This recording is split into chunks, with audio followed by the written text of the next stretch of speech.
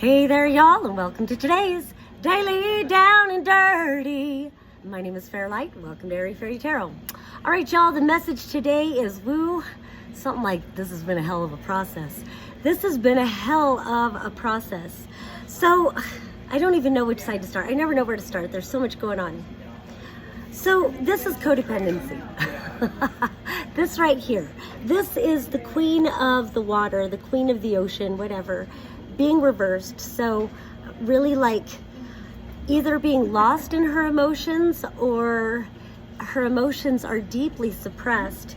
In whatever respect, it's about this codependent, probably a codependent situation, or it could just be general patterns of codependency. And honestly, with this whole process, I feel like it's more the whole pattern. It can relate to a specific recent situation, but I think really it can be addressing all situations that you've been through that you were in this pattern. So then we come over here, we've got the Maiden, we've got the 6 of Air, we've got the 10 of Earth reversed, and then we've got the 11 of Fire.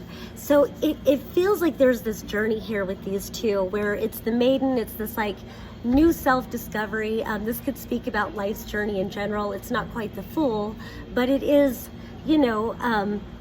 what is that word? The impetuous of youth, the impetuosity of youth. So we've got the 6 of Air, and I love this card because this is a card of integration. And this says that, when we go down our rabbit holes, when we go on our adventures, it reminds me of that saying, good judgment comes from experience. Experience comes from poor judgment. And so it's like you fuck around and find out. We've all got light, we've all got dark, but as we integrate our experiences, we come into this greater self-acceptance and this greater wholeness.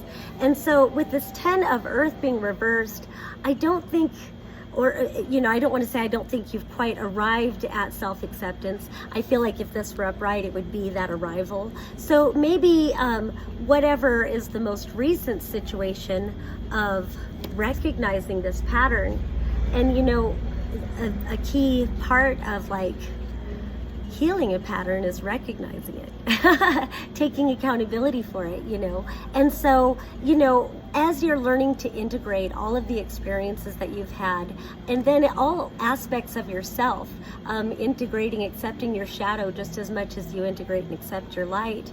And so you're learning to take the mask off, learning to really accept yourself for who you are and not really give a damn about what anybody else thinks or what anybody else expects of you.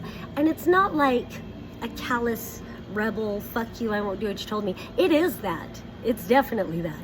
But it also in a more refined way, it's I'm not going to compromise my authenticity for the sake of conformity. Like, fuck that. There's not an honest thing about conformity. So it feels like you're learning to really get comfortable with yourself. And then we've got this 11 of Fire, which is so much of that. This is about accepting that, like even gender itself, gender is a spectrum.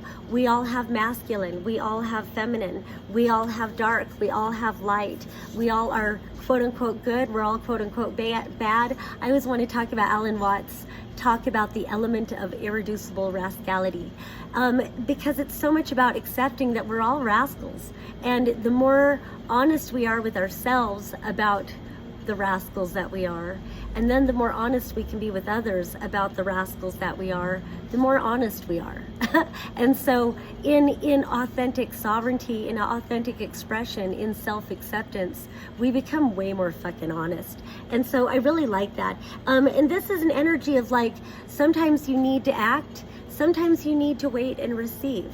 And so when you can accept the spectrum of it all, masculine, feminine as a spectrum, light, dark as a spectrum, good, bad as a spectrum, all of these things, we are givers or activators, and we are also receivers. And so being on that spectrum of, give and receive, or receive, activate, however you want to look at that. So then we come up to this card here. It's the Major Arcana number 12. And in this deck, this card represents love. When it's upright, it's receiving love. And it's not so much a union love, but sometimes it comes across that way as like really this nourishing, overflowing love. You know, reversed, it's just, it becomes like a drain, and it becomes toxic and just not receiving, just pouring out. And then beneath this one, we have the Three of Air, which traditionally is heartbreak. And then we've got the Ace of Water. And so what I love about this Three of Air is that it does talk about a death. And so I like how it kind of, it implies that heartbreak is a death, because it really is. It leads to a part of yourself dying. Something inside dies, you know. So, you know, and what really caught my eye, where is it? Was this key. Where, okay, my finger was on it. No, that's the candle. Where's the key? Oh, the key's around his neck. So, you know, it really caught my eye, this key, and then this person is with the Ace of Water. And I always look at aces as doorways, opportunities. And so the key to, and this is emotional fulfillment. The Ace of Water, it's emotional fulfillment, it's satisfying. And I love that it highlights the throat. There's something about speaking your truth. There's something about this healing.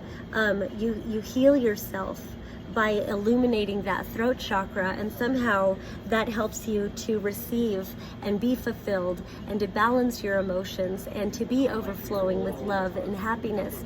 And so somehow the key to that is in the heartbreak itself, in the drain. And sometimes, you know, we go to some pretty great depths to find those keys, but they are there. Then I've got three really amazing major arcanas, but before that I've got these little quote cards that my bestie Murph gave me. So the first one is growth. And it says, the tallest oak tree once started as a seedling. Don't be afraid to start something new.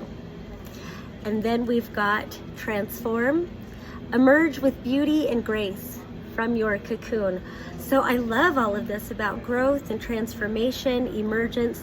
And so when I talk about, what a process, you know, we go from these patterns of codependency to now, as we recognize that we've got keys to our own fulfillment, all this water energy too. So a lot of emotional processing right now, but I think it's time to receive, it's time to fulfill. And then we've got music. There is a melody to be heard in the deepest parts of the woods, if only we listen. I fucking love these. Spend some time in nature, you know, listen to your heart song.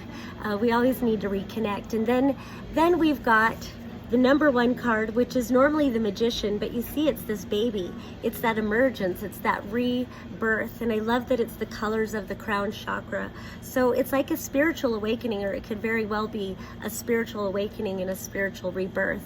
Then we've got what is the Sun card, and I love that it includes the shadow phases, that we come into these cycles of greater and greater illumination, and we discover our truth, but we kind of have to go through these breakdowns of these masks that we wear so that we can come into greater self-acceptance and greater integration.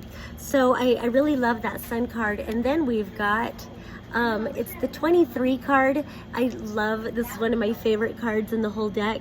You get your sexy back. Coming into that divine femininity. And again, wherever, you know, you mostly align yourself to on the spectrum, there is this divine feminine awakening that can happen for you. And I love with the leopard, I always feel like that's changing your patterns. The nakedness represents transparency. She's got nothing to hide. She's also not chasing anything. She's not worried about anything. She's just totally chilling, waiting for all her good to come to her. And then there's this wisdom of the owl as well. And so it's like having that ability to perceive things in the dark. Having that ability, it gives you an inner reserve of strength and resilience to where you know that everything is working out for you. and so you align yourself to it. So there's a great magic about this card. And then the flow in the background, the waterfalls flowing. Usually I look at that as like allowing your emotions to flow, allowing things to come and go, and just going with that flow. But I also feel like mentioning that waterfalls are doorways, and you know, you can speak to loved ones who have crossed over at waterfalls. There's a lot you can do at waterfalls as far as connecting with nature and connecting with the different you know, dimensional doorways or whatever. And if that ain't your thing, then don't do it. No, I'm just kidding. All right, so anyway, thank you so much for watching. My name is Fairlight. Peace and love until next time.